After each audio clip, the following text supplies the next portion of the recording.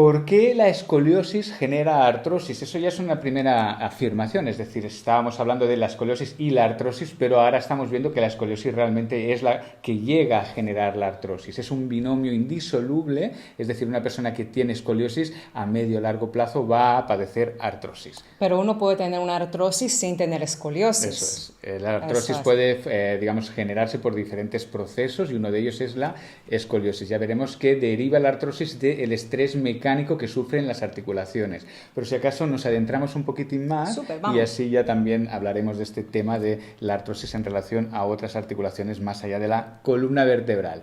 Si ponemos un circulito aquí a nivel lumbar, veremos que la curvatura lumbar está curvada, tiene una inclinación. De hecho, la escoliosis se caracteriza por una deformidad en el espacio de la columna vertebral. La columna vertebral tiene que ser totalmente vertical, en una visión antero-posterior, pero en la escoliosis serpentea, eso todo el mundo lo sabe. Pero no solo serpentea, hay otros movimientos, también hay una torsión, una rotación de los cuerpos vertebrales, de las vértebras, y también hay una flexión, un movimiento en el eje, en el plano sagital.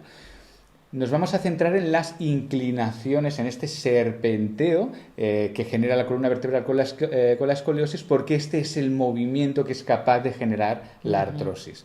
Entonces, si tenemos ese círculo que ves en la pantalla, en la columna lumbar, y hacemos una aproximación, hacemos un zoom, tendremos esta imagen de aquí. Es como que si las vértebras les damos la vuelta, ¿de acuerdo? Veremos que hay una inclinación de todas esas vértebras y vamos a ver lo siguiente, vamos a ver cómo hay una región, hay unas articulaciones posteriores que van a recibir más presión en un lado, te voy a hacer el espejo, en un lado que en el otro lado. Os las vamos a presentar. Hemos hablado ya en numerosas ocasiones de estas articulaciones, son las articulaciones interapofisarias, ¿de acuerdo? Estas articulaciones que tenemos a uno y otro lado, y otro lado de la columna vertebral. Entonces, fíjate, si se produce una inclinación de la columna vertebral, lo que va a pasar es que las articulaciones de un lado, fíjate cómo la vértebra de arriba se inclina sobre la de abajo, lo que va a pasar es que va a experimentar compresión las articulaciones interapofisarias de un lado y fíjate cómo las del otro lado aparecerán descomprimidas, van a reducir la presión a ese nivel, ¿de acuerdo? Es decir, las de la concavidad comprimidas y las de la convexidad descomprimidas. Si echamos un vistazo un poquito más arriba, ¿veis? Aquí iría engranada la vértebra que va encima, generando la articulación interapofisaria, tal como las vemos aquí, a un lado y a otro lado. Y vemos esta estructura blanquecina, gracias a que no está articulada la vértebra de encima, que es el cartílago articular. Es la ternilla blanquecina que tapiza los huesos de nuestras articulaciones, de la grandísima mayoría de nuestras articulaciones en el cuerpo. Y esa ternilla blanquecina es muy resbaladiza, es uno de los elementos que hace que los movimientos sean fluidos, que no sean movimientos, digamos, frenados por el roce de los huesos. De hecho, cuando podemos observar o tocar un cartílago incluso de un cadáver, igual lo siento, pero pues de algún animal, alguna carnicería, vemos como realmente es muy, muy resbaladizo, ¿de acuerdo? Entonces, ese cartílago tiene unas propiedades y es que, propiedades viscoelásticas, unas propiedades que hacen que sea fluido el movimiento, pero para conseguir eso tiene que estar bien hidratado el cartílago, tiene que estar bien nutrido de líquido sinovial. Dentro de cada una de estas articulaciones, las articulaciones sinoviales, digamos como las interapofisarias, están envueltas por una cápsula articular, por un globo de tejido conectivo, un globo fascial, y dentro de ese globo hay el líquido sinovial que es el que nutre el cartílago.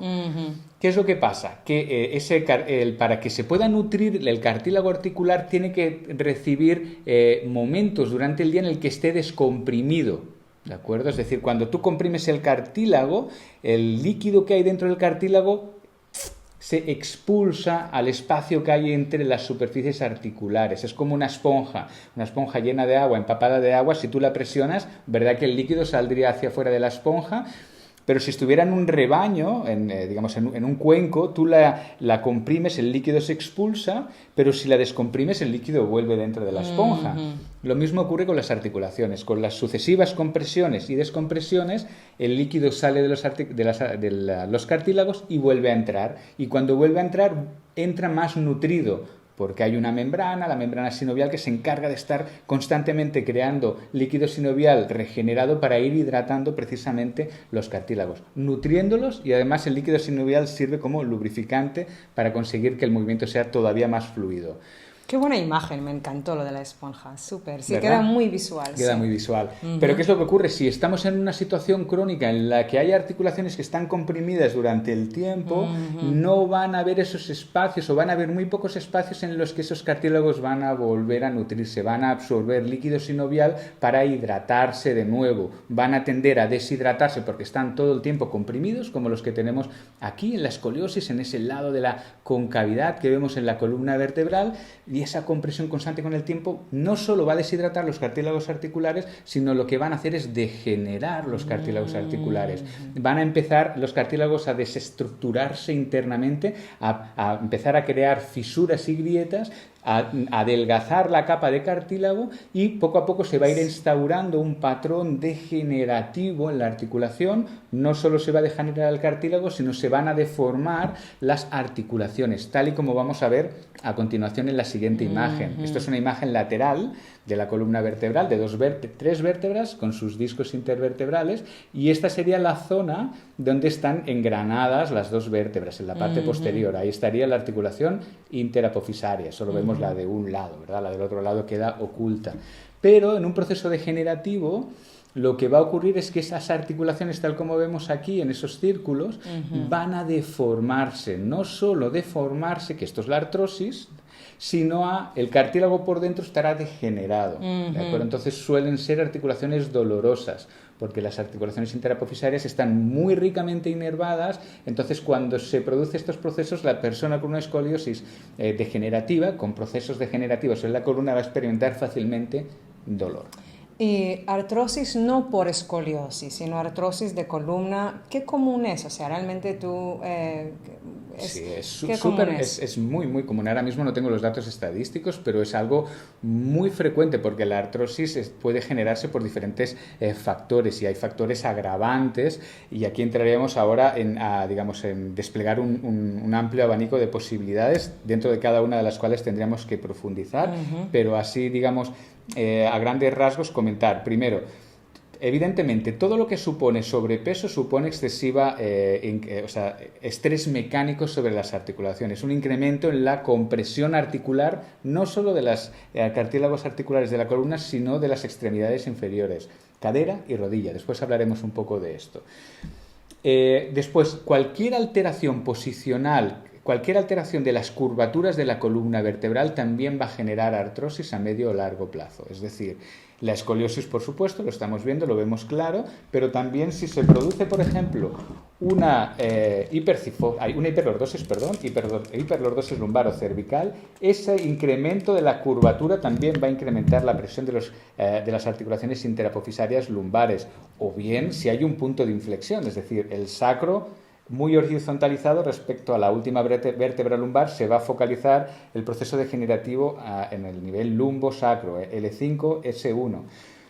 Puede producirse también a nivel cervical esta hiperlordosis, pero lo que se puede producir también, que es algo curioso, es que cuando tenemos una rectificación de la curvatura lumbar, eso exactamente va a pasar también. Es decir, este aplanamiento de la curvatura, la pérdida de la curvatura lumbar, va a degenerar los discos intervertebrales.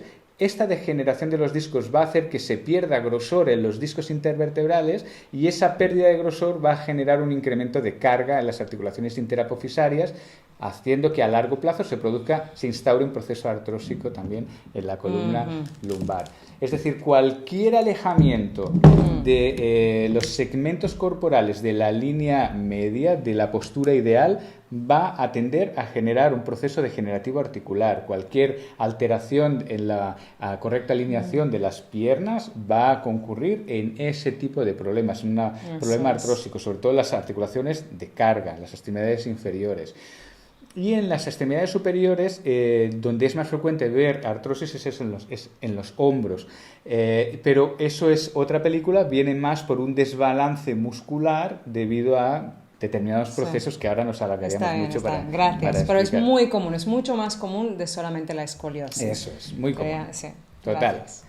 El desbalance de las cargas puede generar artrosis en la cadera de la rodilla. O sea, que no solamente en la columna. Eso es. Eso es. La escoliosis lo que va a producir generalmente es que en una de las dos piernas se incremente la carga. Que nosotros apoyemos más peso en una pierna que respecto a la otra. Y eso puede ser, pues también, porque una pierna sea más corta que la otra, pero no necesariamente. Es decir, la persona puede tener la misma longitud en las dos piernas, pero el desequilibrio de la escoliosis puede llevar a generar más carga en una pierna que en otra.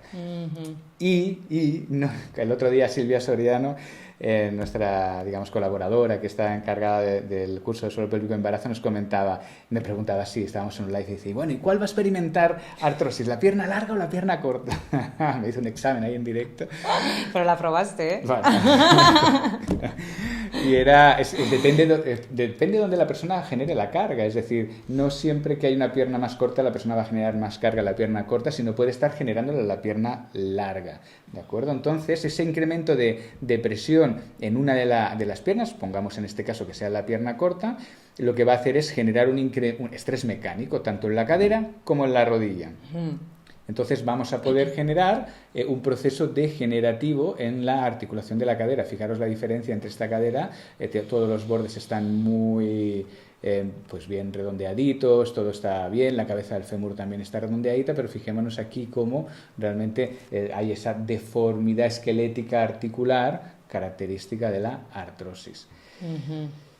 Y fijémonos, los atletas con una escoliosis moderada tienen un riesgo 7,5 veces mayor de artrosis en la rodilla en comparación con los que tienen escoliosis leve. ¿De acuerdo? Un dato bibliográfico como para referenciar esto que estamos comentando, que digamos, la escoliosis no solamente afecta a la columna, sino es capaz de afectar a las extremidades inferiores y a muy largo plazo podría llegar a afectar a la artrosis del hombro si se produce un desbalance severo en la musculatura del hombro en el que el supraespinoso pueda ser capital.